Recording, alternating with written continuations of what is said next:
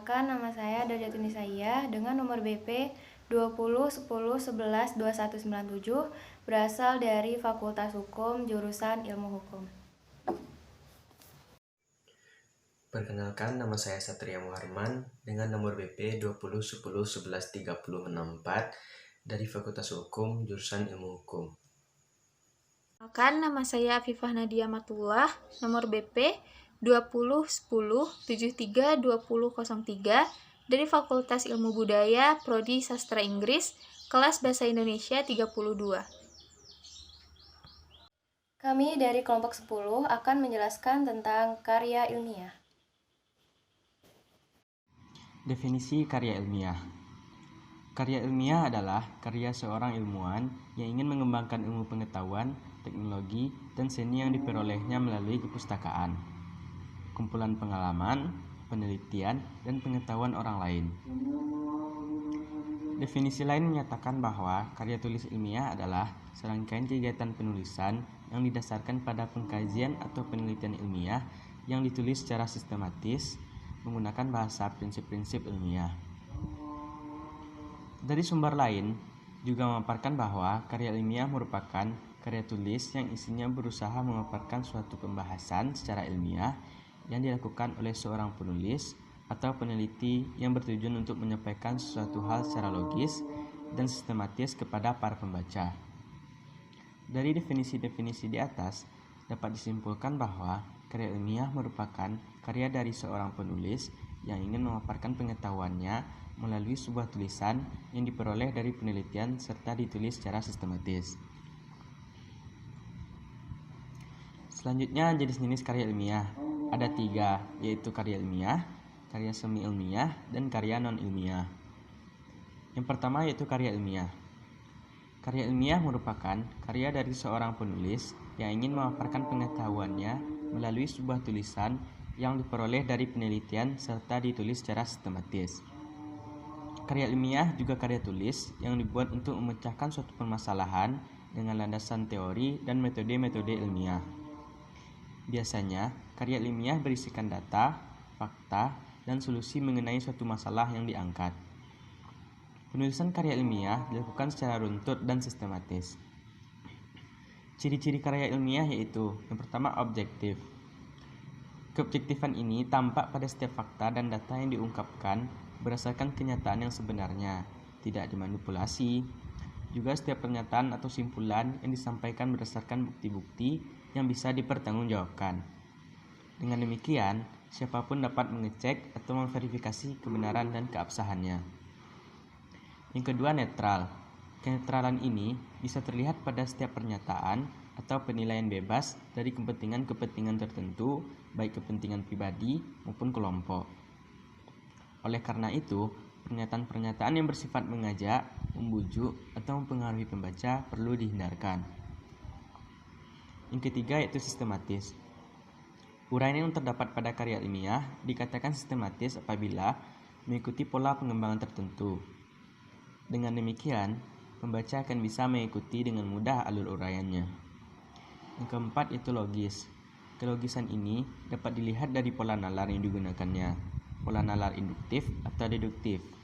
Jika ingin menyimpulkan fakta atau data digunakan pola induktif.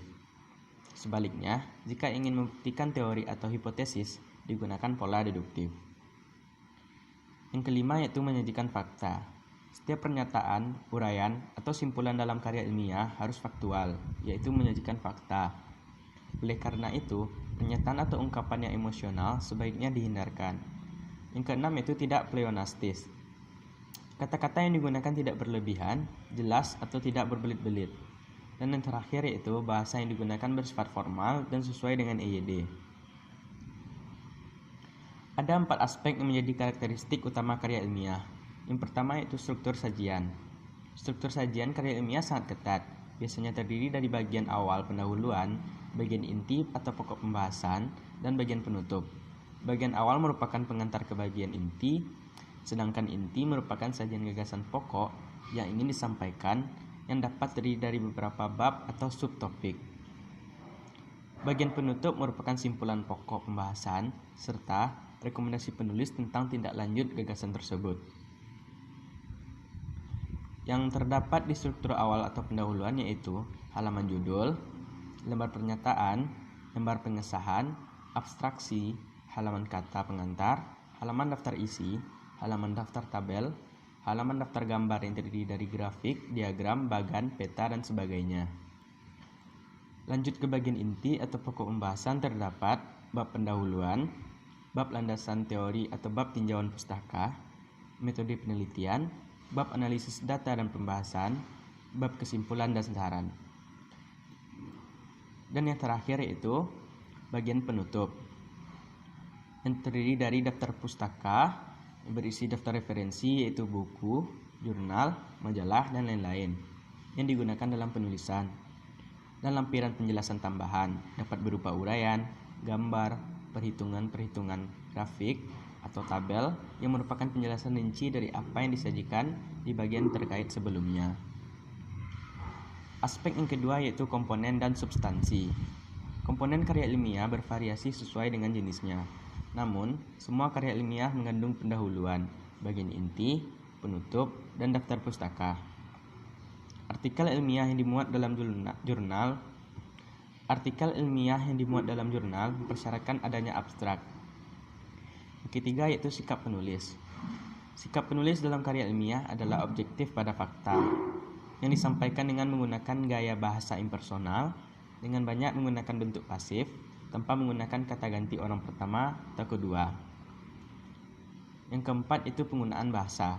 Bahasa yang digunakan dalam karya ilmiah adalah bahasa baku yang tercermin dari pilihan kata atau istilah dan kalimat-kalimat yang efektif dengan struktur yang baku. Selanjutnya, macam-macam karya ilmiah. Ada beberapa macam karya ilmiah. Yang pertama, laporan penelitian. Laporan penelitian adalah laporan yang ditulis berdasarkan penelitian. Misalnya, laporan penelitian yang didanai oleh fakultas dan universitas. Selanjutnya, ada tulisan ilmiah untuk mendapatkan gelar akademik sarjana strata 1 atau S1 berupa skripsi. Ada tulisan ilmiah untuk mendapatkan gelar akademik strata 2 atau S2, yaitu master berupa tesis. Ada tulisan ilmiah untuk mendapatkan gelar akademik strata 2 atau S2, yaitu master berupa tesis. Ada tulisan ilmiah untuk mendapatkan gelar akademik strata 3 atau S3, yaitu doktor berupa disertasi. Ada surat pembaca, yaitu surat yang berisi kritik dan tanggapan terhadap isi suatu tulisan ilmiah. Selanjutnya ada laporan kasus, yaitu tulisan mengenai kasus-kasus yang ada yang dilandasi dengan teori. Jenis karya ilmiah yang kedua yaitu karya semi ilmiah. Karangan semi ilmiah adalah karangan ilmu pengetahuan yang menyajikan fakta umum dan menurut metodologi penulisan yang baik dan benar. Ditulis dengan bahasa yang konkret, gaya bahasanya formal, kata-katanya teknis, dan didukung dengan fakta umum yang dapat dibuktikan benar atau tidaknya, atau sebuah penulisan yang menyajikan fakta dan fiksi dalam suatu tulisan dan penulisannya pun tidak semi formal, tetapi tidak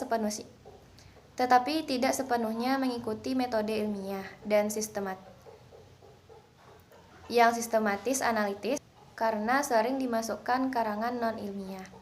Maksud dari karangan non-ilmiah tersebut ialah karena jenis semi ilmiah memang masih banyak digunakan, misal dalam komik, anekdot, dongeng, hikayat, novel, roman, dan cerpen. Artikel adalah karangan faktual secara lengkap dengan panjang tertentu yang dibuat untuk dipublikasikan melalui koran, majalah, buletin, dan sebagainya, dan bertujuan menyampaikan gagasan dan fakta yang dapat menyajikan, mendidik, dan menghibur. Editorial adalah salah satu rubrik khusus yang ada pada media cetak yang di dalamnya berisi tanggapan dari pihak media terhadap suatu isu yang tengah terjadi di masyarakat. Penentuan topik dan penulisan editorial biasanya dilakukan oleh tim khusus yang dibentuk oleh pihak media massa tersebut. Terakhir, karya non-ilmiah.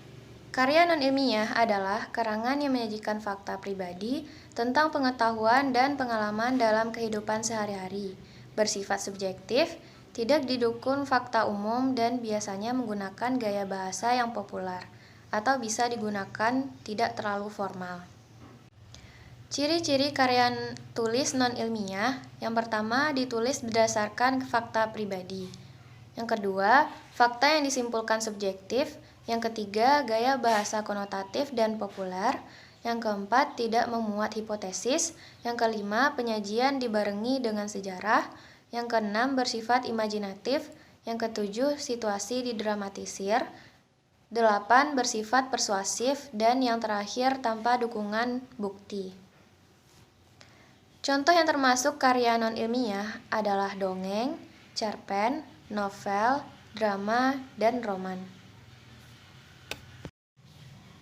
Dongeng adalah suatu kisah yang diangkat dari pemikiran fiktif dan kisah nyata menjadi suatu alur perjalanan hidup dengan pesan moral yang mengandung makna hidup dan cara berinteraksi dengan makhluk lainnya.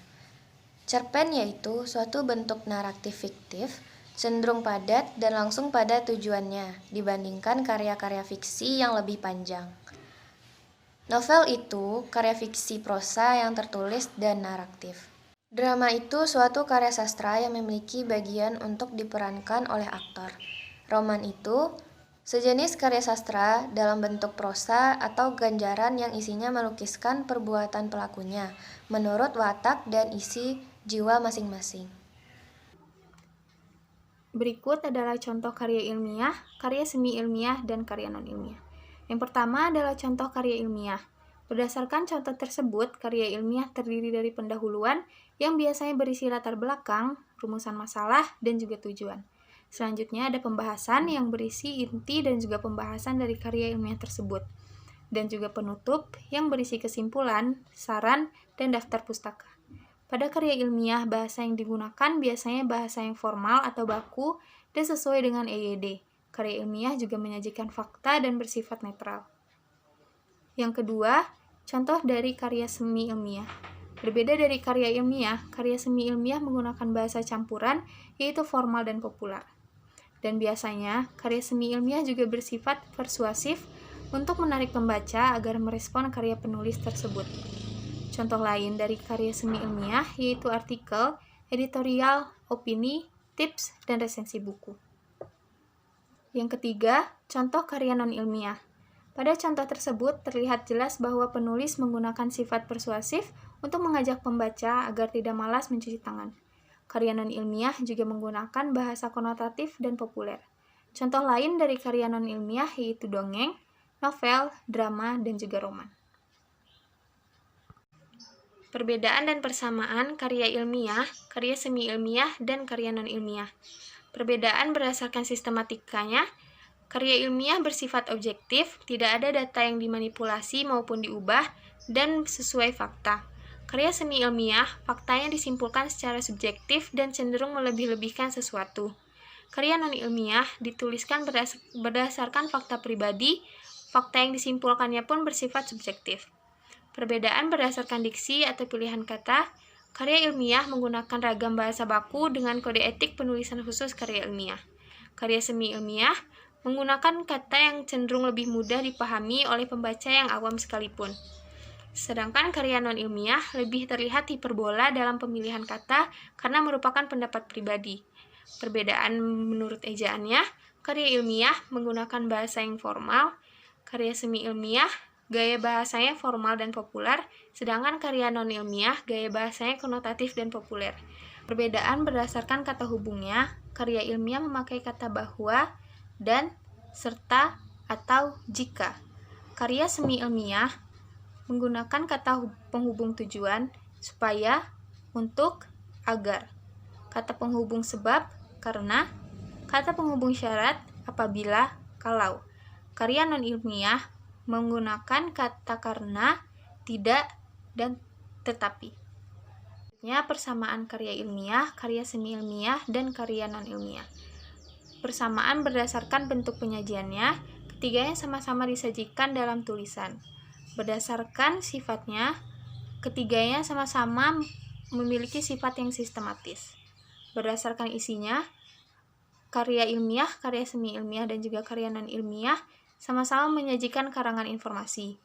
dan berdasarkan kerangkanya, ketiganya sama-sama memiliki kerangka yang objektif. Sekian penjelasan dari kelompok 10. Terima kasih. Wassalamualaikum warahmatullahi wabarakatuh.